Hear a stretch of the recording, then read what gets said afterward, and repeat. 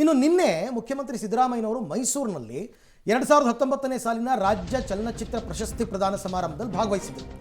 ಆಗ ಅವರು ಒಂದು ಮಾತು ಹೇಳ್ತಾರೆ, ಒಬ್ಬ ಹೀರೋ ನಿಜ ಜೀವನದಲ್ಲೂ ಹೀರೋ ಆಗಿರಬೇಕು, ಪರದೆ ಮೇಲೆ ಒಂದು ರೀತಿ, ನಿಜ ಜೀವನದಲ್ಲಿ ವ್ಯತಿರಿಕ್ತವಾಗಿರಬಾರದು ಅಂತ ಚಲನಚಿತ್ರ ಪ್ರಶಸ್ತಿ ಸಮಾರಂಭದಲ್ಲಿ ಮುಖ್ಯಮಂತ್ರಿಗಳು ಹೇಳಿಕೆ. ಅದಕ್ಕೆ ಅವರು ಉದಾಹರಣೆ ಕೊಡ್ತಾರೆ.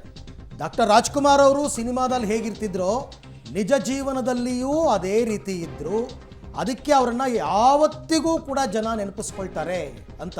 ನೋಡಿ, ಇಂಥ ಘಟನೆಗಳು, ಇಂಥ ಹೇಳಿಕೆಗಳು ನಾವು ಪರೋಕ್ಷವಾಗಿ ಯಾರು ಹೇಳಿದ್ರು ಅಂತ ಲಿಂಕ್ ಮಾಡ್ತೀವಿ.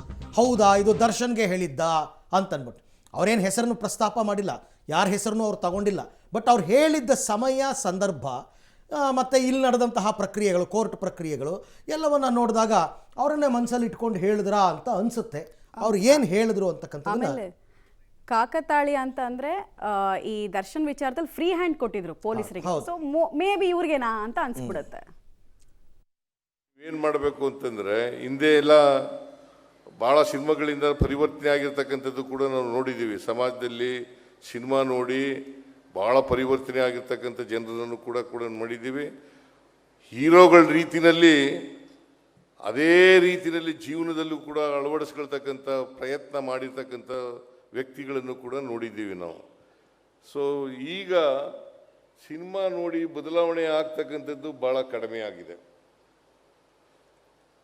ಸಿನಿಮಾದ ರೀತಿಯಲ್ಲಿ, ಆ ಹೀರೋಗಳ ರೀತಿಯಲ್ಲಿ. ಯಾಕಂತಂದರೆ ಹೀರೋಗಳಿದಾರಲ್ಲ, ತಾರೆಯರು ಇದ್ದಾರಲ್ಲ, ಸಿನಿಮಾ ತಾರೆಯರು ಇದ್ದಾರಲ್ಲ, ಈ ಸಿನಿಮಾ ತಾರೆಯರು ಕಂಡ್ರೆ ಜನರಿಗೆ ಬಹಳ ಗೌರವ ಜಾಸ್ತಿ ಇರ್ತದೆ ಮತ್ತು ಅವ್ರನ್ನ ಅನುಸರಿಸ್ತಕ್ಕಂಥದ್ದು ಜಾಸ್ತಿ ಇರ್ತದೆ.